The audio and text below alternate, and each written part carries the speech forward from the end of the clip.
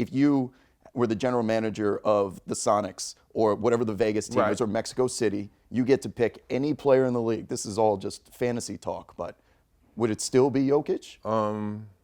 Would it be a big, or would you go with a Giannis or a Steph? Me personally, I probably would go with Easy Sniper, man. Really? Even at this point?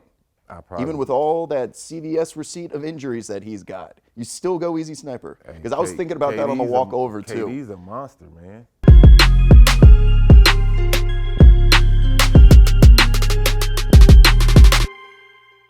Well, how's everybody doing? Another episode. That's what she said. Roscoe, Rasheed, Wallace, Rob Perez, Worldwide Wob.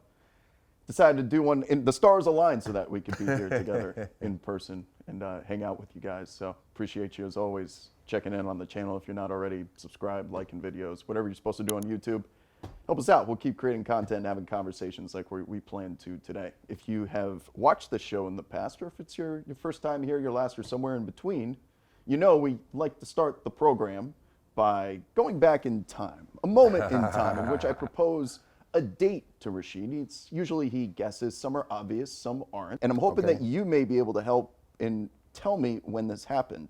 What's a funny Sheed talking trash story? It's too many, but I will tell. I tell you this: Sheed, a lot of times, unless the game was really big or it meant something, he a lot of times just out there. And so the one thing that would make Sheed really mad, and then after he gets mad, you can throw it to him and he can score on anybody, was him getting a tech. So one night, it was so funny. I forgot the ref. I forgot who was playing. He was talking crazy. It was, you know how he talks to the refs. Yeah. He talking crazy. But he also is not engaged in the game. Right. So I went to the ref. I said, hey, listen, man. You can't let him talk to you like that. Hey, listen, man, come on. You got to put an end to this, man. Boom. Calls a tech on him, right? Yeah. He go crazy. Next 5 times, I dropped it to him. He go about 4 for 5. I looked at the ref. I said, I appreciate you. That's real leadership right there. True story, man. It's unbelievable. Do you remember when that happened? Or was that should happen every game? Pick a game, damn near. So Chauncey would go over to these referees and lobby without you knowing. Yeah. Tee sheet up for us because we need a different energy tonight from him. We would talk about it, stuff like that over at dinner and, things of that nature. He's like, man, I told so-and-so to bang you. I was like, huh? He said, yeah. He was like, shit, we just needed some points down there on the block or this or that, da-da-da-da-da. I was like, oh, man, you crazy. But it was a funny thing, though. So that was Detroit when it had to be at some point. Yeah. Unless Chauncey was doing that while on another team. So the strategy is if Rasheed wasn't bringing it today, let's get the refs to help pour a little gas on the fire. So there was always that they could go to. Shit, I wouldn't even say gas. This is rocket fuel with them. Snap, that's it. That's all it took was one little T, and then all of a sudden he's making 4 of 5. So 2 days ago, the Pacers were playing the Knicks at Madison Square Garden. I called in did a hit for ESPN Indianapolis or something, and one of the co-hosts was Scott Pollard. So we're talking about nothing Rasheed related, but of course at the end when we're all radio hits, you're vamping before the commercial starts. And I was like, y'all have any Rasheed Wallace stories, Scott? I'm like, because you kind of you overlapped with him. He was in the pretty Kings. much whole career, yeah. And he goes, as a matter of fact, I do. I'm like, oh, well, I'm listening. So now I'm like, y'all not going to commercial yet. I'm like, he's going to tell this story. So long story short, you would figure this story would be about maybe his time with Sacramento when the Kings were trying to dethrone the Lakers the same way that the Blazers were. But no, He goes, Sheed may not know this, but during our AAU days, we actually faced each other at a Myrtle Beach Invitational. So do you remember playing in Myrtle Beach as like a high schooler? Yeah, we played in the Beach Ball Classic. That's it, Beach Ball Classic. I want to say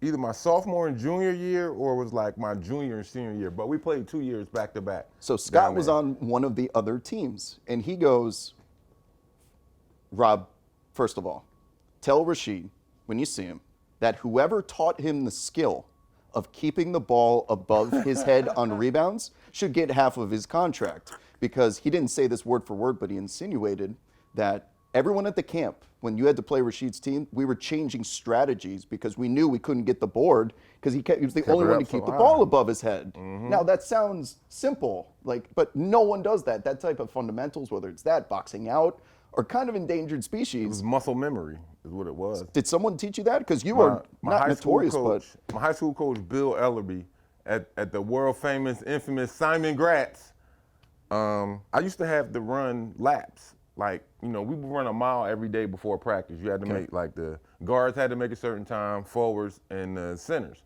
So at times, I got to run a mile with the ball over my head. Downstairs, we would, do like a lap or two just to get warmed back up before practice. Yeah. Again, running with the ball over my head. Summertime workouts, running with the ball over my head. So it became sort of muscle memory.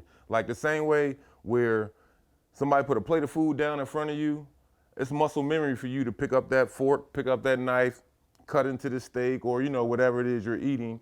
And, you could do it looking at the TV, cutting that food up, eating that food. It's all muscle memory. And that's how every a time. mile with the ball above your head's a long way, though. So Rasheed has told the story of how you'll always hold the gooseneck on your threes, Yep. right? That was the result of a friend, let's say, that lived in the neighborhood that Rasheed was trying to impress. The ball above his head on rebounds, because whether it was the outlet passes, we saw that in Portland, we saw that in Detroit, we've seen that throughout your career, that the ball is always above his head. And he's a tall guy, he's got a big wingspan. And in an era in which Rasheed was likely one of the tallest and biggest people on the floor, that ball above the head, it's still to this day, Scott Pollard's like, we had to change a game plan about hitting the glass because this man simply kept the ball above his head, which sounds simple, but it's that quick zip outlet, let's go. an actual NBA player is saying that's something that we couldn't conquer. That's crazy. So let's stay on this topic, that if you hypothetically or in real life had a kid that had ambition to go to the NBA, what would be your strategy as their father, potentially their coach, their manager, their advisor, a veteran, an NBA veteran, their path to get to the NBA? Because traditionally it's AAU, blue blood college. Yeah. I mean, you've done it. That used to be the way. But now you have options like Many League, more. Europe, Australia, Yep, overtime China. elite. And now college, we get to this draft coming up in 2023. They're projecting that only half the lottery is going to be from college. That's insane. So how would you, as someone that's done it, tell your kid in real life or hypothetically to go about getting to the NBA now? It's funny that you say that because I'm actually going through that right now with my son. With my youngest son, he wants to get back into basketball, and he's pretty good. He feels as though he has a good shot to make like a G League team or a Euro League team, and I think he does. I'm not just saying that because that's my son, but it depends on the road. Your overall goal, of course, get to the league, NBA, that's top tier. We all know that. But everyone doesn't get drafted. Like you said, everyone doesn't go to that blue blood college that's going to be on TV 28 out of the 30 games. You know what I'm saying? You got to take that long road. You might have to go JUCO or a year or two in community college. It's happened. Guys have taken that long road. Some guys with the HBCU road. Look at a lot of the foreign players we have. They started out younger, playing professional over there, 15, 16, but taking that road, you started early. They were getting beat up early by grown-ass men who were professional EuroLeague players, but now you got this snot-nosed kid coming along, so they took their lumps to get to that road. It could have been something over there, anything. But your top tier is the NBA, so if the whole key to it is don't get frustrated, because you could have that chance. I could have that chance to go out there and, a friend or agent or somebody call me like, hey, they got warm-ups. They got tryouts for this and that. Be there. Boom. I go. So that's the biggest thing. You just got to stay confident in that road that you're taking because everybody ain't taking that yellow brick road to get to that promised land. You got to go through the mud, go through the motherfucking quicksand and all the other shit. So let me keep probing. Let's say, in this case, your kid does show talent that people are interested in having them play on their team. He's got a $250,000 offer from the G League Ignite. This is all hypothetical. He has that. He's got the legacy at Carolina, and there's NIL now that you could go to Carolina like your dad did. You could play here, and you can make money off your name. There's also, of course, you could go to France, play alongside Wembanyama if you wanted to, but if he had offers from all those different leagues, which one would you pick? For me, of course, I would definitely tell him to go to the G League because that's interesting. That's right there below the NBA. You know, there's so many NBA affiliated teams with the G League, so it's right there. Now, I'm not saying that you can't have success overseas or in another league, aka look at Stephon Marbury. So, you know, he's like a god over there in China. He's just as big as Michael Jordan. I didn't know that until I went over there. But yeah, I would tell him my advice would be the G League, of course, because it's right there. You know, you're getting seen by these NBA owners, these NBA GMs and coaches, especially when you're dealing with shit like Summer League, the midwinter, G League week that they have. So that's I think your best opportunity to be successful to get to that NBA level. So G League Showcase is what Rasheed is referring to there. That usually occurs right before Christmas. We now have a G League All-Star game, which is going to be a part of All-Star Weekend. Which is awesome.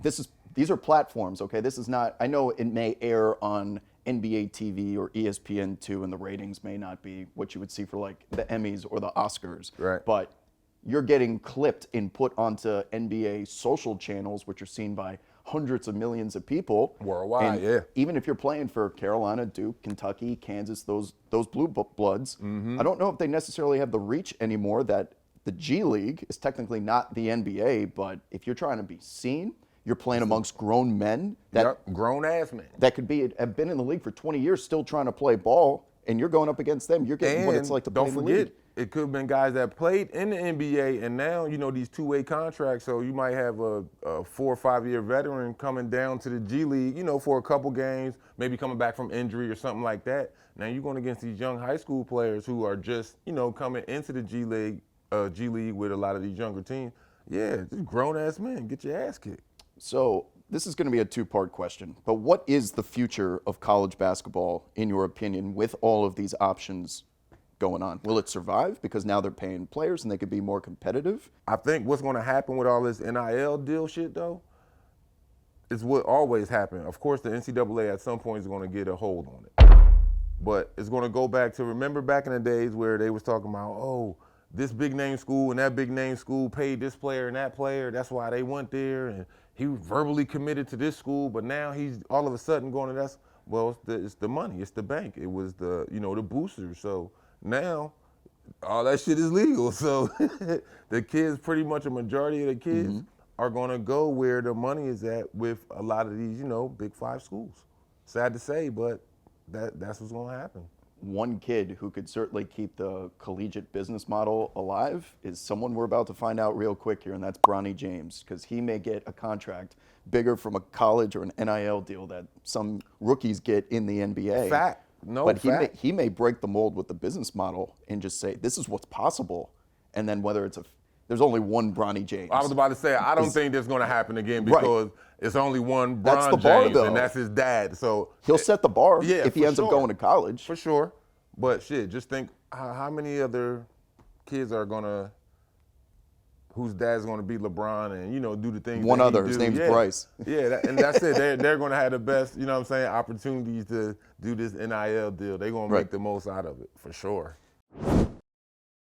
You put in work with Penny in Memphis. We're filming this in LA, so I do want to ask you, there are a lot of Laker fans out there that are wondering why Rasheed Wallace is not sitting on our bench right now because of your relationship with Darvin. But I'm just thinking out loud here, that do you have any aspirations to coach either with the Lakers in the NBA or even back at Carolina? Like if they invited you to work out with the guys 1 year and get into the coaching system, is that something you'd be interested in? Oh, well, I'm gonna get into coaching again. The only reason I took off was because my mom had passed recently. So, of course, my mind wasn't even into it. And that shit wouldn't have been fair to any program I would have been part of.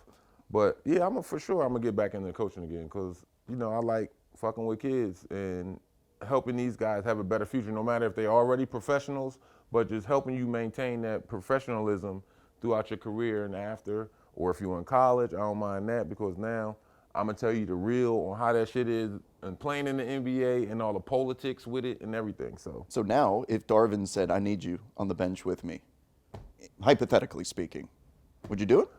Yeah, pretty much. That's my guy. I know his coaching style. We've coached together before, and I'm not even mentioning anything about us when we were players. But I was on his bench when he was coaching in the D League for the New Mexico team, and knowing him and how he plays it and what he likes to do, yeah, that would be a cakewalk.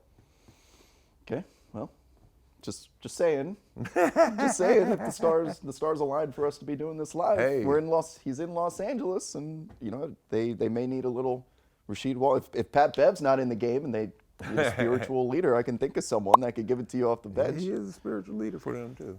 Let me stay on the topic of not necessarily fixing. Well, yeah, but if you had these hypothetical situations, I asked you as a coach, you still carry a lot of weight within the Detroit Pistons community, the fan base, and even the front office. They were supposed to have a season this year between Cade, Jay Nivey, Sadiq Bey. A lot of people predict, myself included, thought that they may be able to get into the playoffs through the play-in tournament, which would be a significant step forward for a team that it's been a while, other than when they had Blake Griffin, they made the playoffs once. Yeah, I think they either got swept. Peak was mediocrity for them. And I just want to ask you straight up, like, how do you fix the Pistons and get them back to the prestige that they once had when you were there? It's going to take a while, man, because you got to look at when we were there. Let me see. We had everybody on that team except for maybe a couple dudes that were double-digit veterans. And if you look at the team now, it's a lot of young guys on that team. Now, I'm not saying that they can't play or they're not talented and no shit like that, but it's just a matter they're going to have to take their lumps for them to get, for that organization, I should say, to get back to the level where we had it. Yeah, they're just going to have to take their lumps. It's all part of it. That's what happens when you're dealing with championship caliber teams, organizations, and players. You're going to take your lumps. Look what happened with Jordan. The Jordan rule with Detroit when they was slamming him to the ground with every layup or he trying to dunk. No, he took his lumps. And then boom, the same thing when we did it with Bron. Every time when he first came in and, we beating him up, young high school kid, and then he had his breakout game with us. And then, so forth and so on. So you have a lot of guys out there. It's just a matter of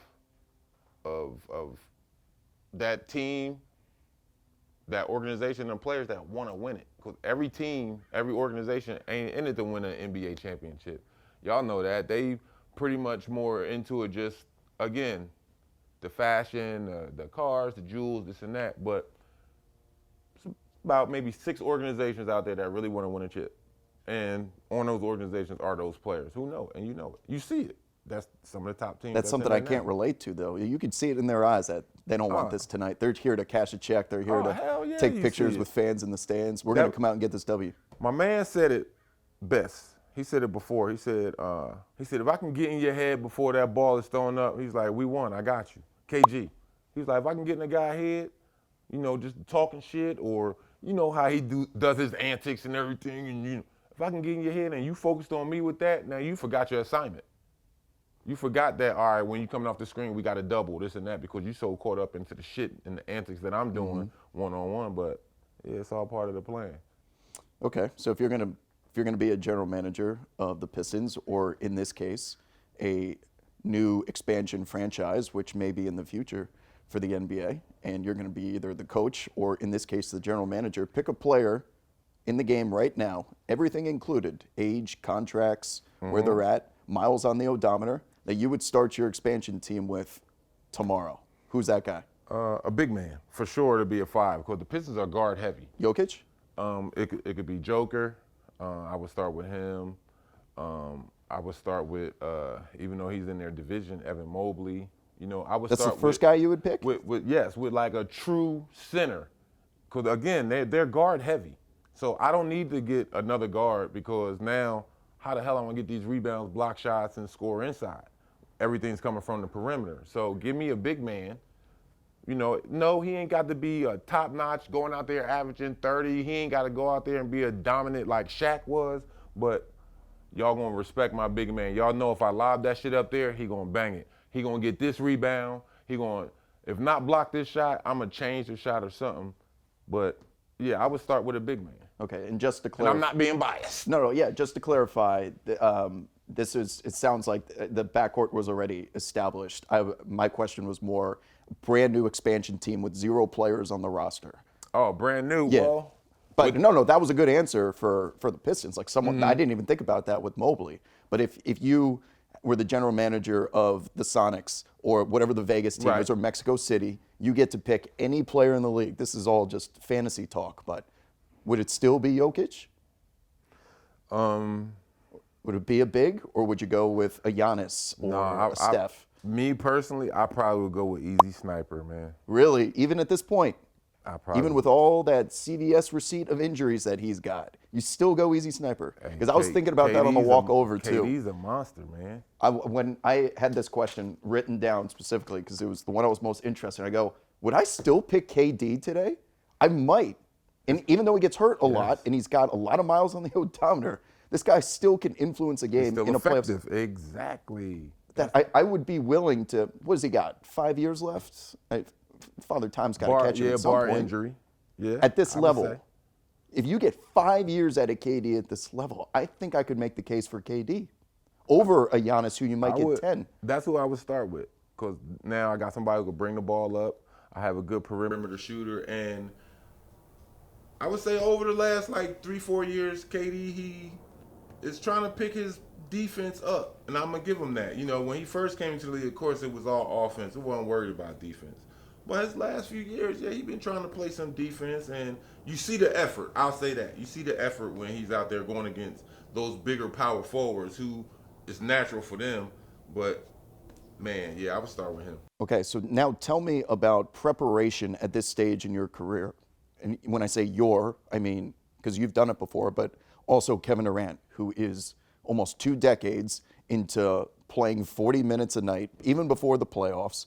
You're still a dominant player that's on a championship caliber team. How are you managing your body? We've talked about diet before. How are you managing your mentality, your mentals going on these long road trips in the Midwest that we were joking about? Like, because he's now done this for almost 20 years, and as someone that's been the spry, athletic young guy that has now been around for a really long time, how is he motivating himself, just in your opinion, if you can put yourself into his body? Like, I know he's doing this. I know he's got to be doing this, because you don't play this long unless it's blank. Well, definitely, for sure, I know he's taking care of his body. Now, yeah, KD, he ain't the, the bulkiest of dudes, he's thin mint, but he's never had nothing outside of a regular basketball injury. Twisted ankle, my hamstring messing with me, my calf, my groin, whatever. Those been regular basketball injuries. Thank God it's nothing for him to go under the knife or anything serious like that. So I think, yeah, he could do it another couple years, 5 years, because he has that durability. He's smart about the game. No, I'm not going to bump and grind with you all night. I'm going to bring your ass out here on this wing, give you a little breakdown, and guess what? I'm already 7 feet, 7'1", so when I put my arms up, I'm already damn near at the rim, and you ain't gonna block it. That's money. The kid, he does it the same way we all watch Vince Carter jump so effortlessly, and we like, damn, how the hell he do that? That's the same way I look at KD when he just comes down, no matter if it's a straight jump shot or that 1-2, just pulling up over all these little defenders. Do you do more preparation as you get older? I'm thinking of Ray Allen, who would go out there for 3 hours before a game and shoot 500 three-pointers, one of the most insane workouts. Or do you do less to manage your body so that you can play 82 games in the playoffs? It's 50-50. It goes back again to what we were talking on the previous show about being in the beginning of the season. So beginning of the season is more on, all right, let me manage my body. Let me make sure, my shit right, get everything going. So now come playoff time, yeah, I'll be out there, a couple hours early to get them reps up, because now I want to make sure that I'm right. But here it is. That's the difference from let's say October to December, and when you're sitting up there playing in the spring, anytime from May to June, if you go that far. So yeah, as it gets later, I want to go out there and be more fine-tuned, because now it's more on the line. Beginning of the season ain't shit on the line. So that's when, again, let me put this key in the ignition. That 57 Chevy. You better have an automatic starter. Yep. And once it gets started, though, she runs smooth. She running down that road smooth. And with a lot of veteran players like KD is, that's you tend to focus more on your body because younger, yeah, you're a little bit more thinking that I'm invincible. But then Father Time shows you that you're not.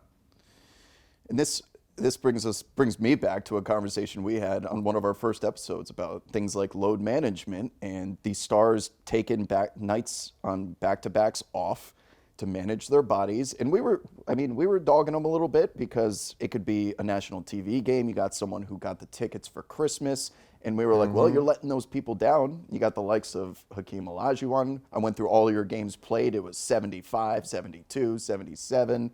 Karl Malone didn't miss a game for a decade. That doesn't happen anymore. But we just had a conversation as to pretty much why it doesn't. Because if KD was going out there playing back-to-backs, this injury that he currently has now may have surfaced earlier, turned into a chronic issue, and then he's out there for the playoffs. So it's like anything in life, it feels like there's a balance. Because at first we were like, come on. I mean, like, we played 75 games, you can do it too. Right. But now we've kind of talked our way out of it in that we understand why they do it, but. Yeah, I understand why they do it. I mean, we did it too, but it was in a different form.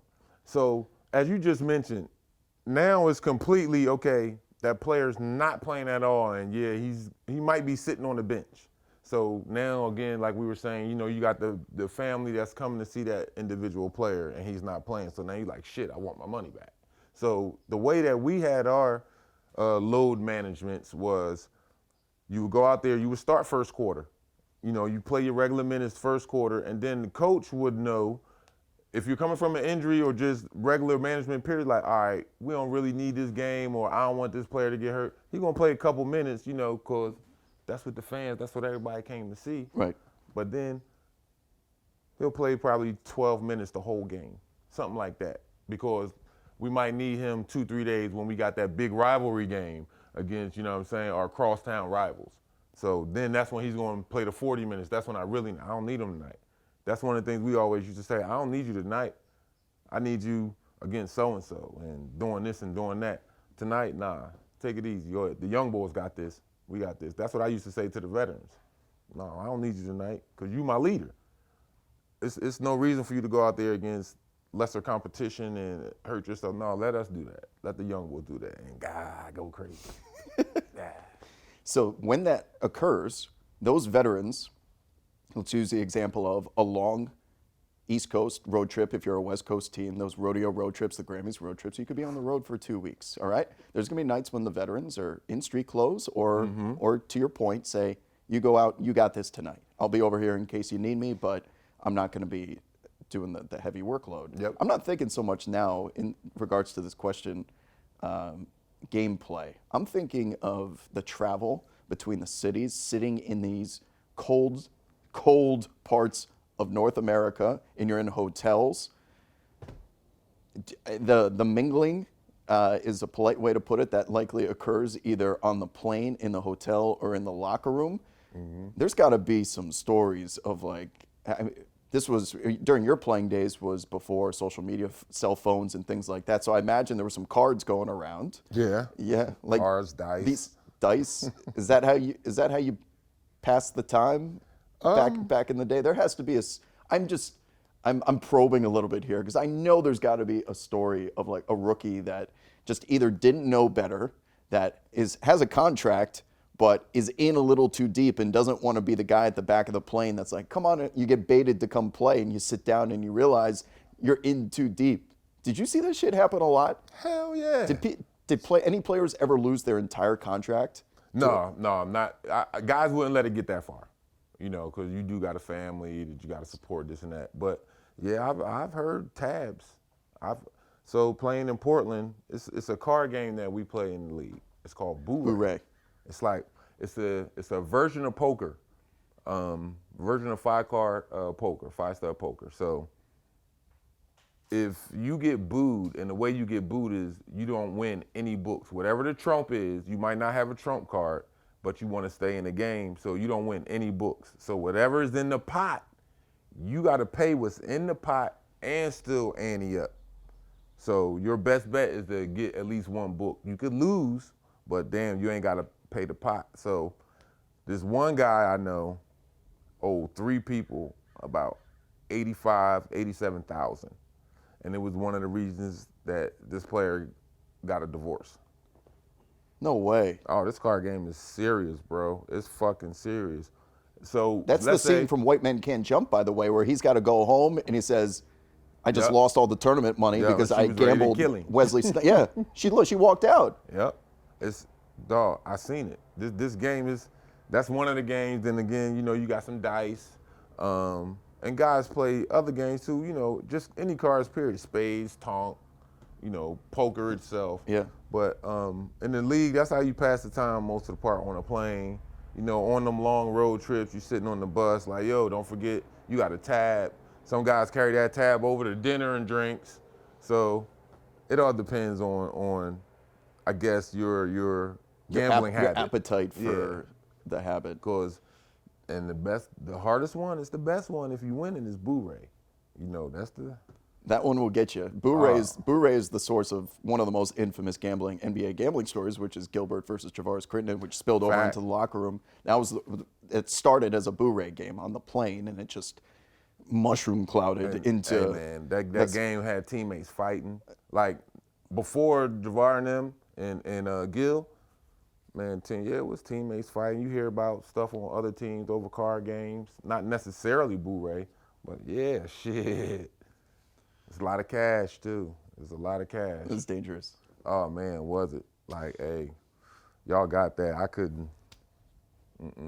No, I got kids. They need to go to college. Well, thankfully, thankfully now I think the education program that rookies get when they come into the league is a lot different than it was. It is, but the shit still goes on though. It's not going to stop it, but they warn you at least that don't at get least they suckered give into you the a back of the warning. plane with Michael Jordan, like the stories on The Last Dance. Like don't do it. Man, it happened. I mean, they tried to sucker me when I first got to Detroit. I knew how to play Boo-Ray, so it was Rip, Tayshaun, Chauncey, and Ben. On that team, they were pretty much the main card players. So I seen what they were like. I'm like, oh, y'all know how to play Boo-Ray? So I'm the fifth wheel. Oh no. And it was like boom, boom, boom. Look, all right. I know what's happening here. Go ahead. I'm gonna go ahead and pay because I got booed. I'm gonna go ahead and put my little 800 in there, and I'm out of here. They're like, oh no, you can't leave once you start. Shit, I'll even add one more 100 in there. I'm not playing with y'all. I already see what's going on and what's happening. So it could have added up to the point where, you know, sometimes And you were a vet teams. at that point too. Yeah, you got teams that, you know, under the table, you know, you looking at. You know what they say? If you can't spot the sucker in the room, Hey, it's you. yeah. And then shit, that's when I was like. But no, a lot of kids don't. When it comes to that, when you're dealing with a lot of the card games, a lot of the, you know, the NBA shenanigans. But yeah, sometimes it's fun, but yeah, it can get real bad. You know, I said, I have seen guys buy guys cars. You know, you writing a check one day for 40, 50,000, and the next day, dude coming in here with a new car talking about something. Yo, thanks, I appreciate that. Like, damn, got to become a better gambler, and there's some badass gamblers, bro. I ain't gonna put them out there. Yeah, just gambling because they have the money. They just want to be a part of it. They feel it. That's it. That's how it happens. That's how it starts. Did you see the little, like, it wasn't a fight. Let's call it a scuffle or an altercation. It occurred in Detroit recently. It was between the Magic and the Pistons, all right? And it's a bunch of young guys. Yeah, I seen it. The one guy, in my experience watching the league, that seems like the guy that you don't really pick a fight is Isaiah Stewart, Beef Stew, okay, who went at LeBron, one of the very few to try and actually, you know, throw down with LeBron. Of course, he's always in the middle of these things, and it's occurring in Detroit. What killed me about this was you could hear the PA announcer, who was the same guy that was when you were there. You hear him go, "Everybody sit down. Don't leave your seats." And he says, "Don't leave your seats" 3 times. He goes, "If you do it," he doesn't even define what it is. He goes, "If you do it, you're going to jail. You're going to jail." Yeah. And then you can see all the Detroit people like sit back down a little bit. But Did you see that scuffle when that and happened? that's exactly everyone what was it like, was. A "Is there pushing malice match. occurring at the Pizza Palace here?" And then Negative. never again. Negative. No, Nah. it's not. That, not was, like that that was a little scuffle. From a scuffle. little body bump. Yeah, that. Yeah, people don't want to get fined like that anymore. Yeah, that's Killian one. Hayes caught a $100K suspension. Killian Hayes, he's still on his rookie deal. $100,000 withdrawal that comes. You've seen some of those withdrawals that occur. They hurt every time, don't they? And they taking it right here, off top. Tax free too. Off They take top. every dollar of it. There's no discounts. At all. That shit hurts. Hell yeah, that shit hurt. Off top, the league taking it. Whenever you get fined with anything, off top. Okay. All right. Last thing is another story, and I meant to bring this up during our conversation of Carolina, but I like to do my research before we talk because there's always a different angle with you and something we Right. haven't covered yet. Shamad Williams does a podcast, or I didn't know about this until I looked it up, or he was either on a podcast or doing a podcast, and he told a story about you. And I was either going to play it, but I transcribed it, all right? And I want to hear how this went down. So Larry Brown, who was with you, Carolina, obviously Detroit, in your championship days, he's talking with Shamad on the podcast. And Larry Brown tells the story of the time that you got Dean Smith to curse, and he is famous for never cursing, right? Did he ever say I curse never words? I never heard Coach say any type of curse word. Okay. So this is from Larry Brown. Just imagine me being Larry Brown. Rasheed came down from break during practice and shot a 3 from the corner. You know how Coach Smith got. He never cursed. Coach said in his own way, "We don't shoot those shots at North Carolina." Rasheed said to Coach, "I can make that shot, period." Dean That Smith. was my mistake. Dean Smith, "You make 10 in a row from the corner and I'll let you shoot." So he shot the first one left-handed and swished it. Coach got all upset and went on and eventually cursed. And then the context of this is, in your entire UNC career, you shot 4 total three-pointers. Yep. In 2 seasons and made 1. So that occurred at some point. So what it was? You got Dean Smith mad at you. Coach Smith, it was during the play, during practice, and so what he likes to do, he's not the type of coach that was you come down one pass and a shot. No, he pretty much wants everybody to touch that ball, you know. So I'm like, all right, playing basketball, I get the ball. Shit, I'm wide open. You know, it was a baseline jump shot. It was about a 15-footer. Yeah. Put that thing up. Coach stops everything like, hey, like, look, no, we don't do that here. Pass the ball. You know, you think you could do this and that. I'm like, yeah, Coach, I think I can make that shot. Oh, give him a ball. Made the first. Now, Coach Brown was putting some sauce on it with the left. Yeah. Did you shoot it lefty? No, I didn't shoot it lefty. But no, I hit like 3 shots in a row. And then Coach Smith was like, stop. He's like, so what, you can make it? You shouldn't be shooting the ball anyway. Let's go. And whistle, and we started practice again. So even at the time, the concept of a stretch big man just did not exist back in that era with the great Dean Smith, who had the foresight of the game. Well, no, I wouldn't. You I had wouldn't the ability to necessarily shoot it, say though. that. It was just the fact of the gameplay. He wasn't the type of coach like the. Right now, he would probably have a conniption if he coached in the NBA. But he's the type. Look, come down, point guard, call a play, whatever it may be. I'm gonna pass it to you. You pass it to here, set the screen. But everybody got to touch the ball a couple times. And his main thing was move the defense. So, boom, you doing the play, this and that. And you get the layup, cool, let's go back. And Coach Smith's thing was always point, of course, as you know, and thank the guy with the passer. I mean, that was the passer, but yeah, it was just his whole style of play, man. He was old school with it. Everybody needed to touch the ball, and he wasn't on that quick shot shit.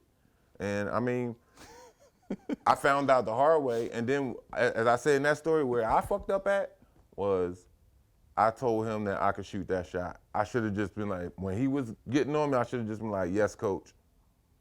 That's it. But I made the mistake. And I didn't realize that until later with me saying that I could shoot this shot and shooting it, that I was showing him up in practice. But I didn't, I'm young, I was immature, I'll admit it. I'm not thinking of it that way. I'm just like, coach, I could shoot it. Yeah. I can make this, coach. So, but no, Coach Smith, that was my guy, man. And yeah, Didn't Sam Perkins shoot threes, though? Was he before or after you? No, Sam was way before me. Yeah, I was about to say, I remember him playing a long time, but if he was that conversation we were having about the first brother makes it easy for the rest of the family because he breaks in the parents, I'm like, if Sam was out there shooting threes, why is he mad at Rasheed shooting threes? Yeah, no, because Sam, he was that different type of player.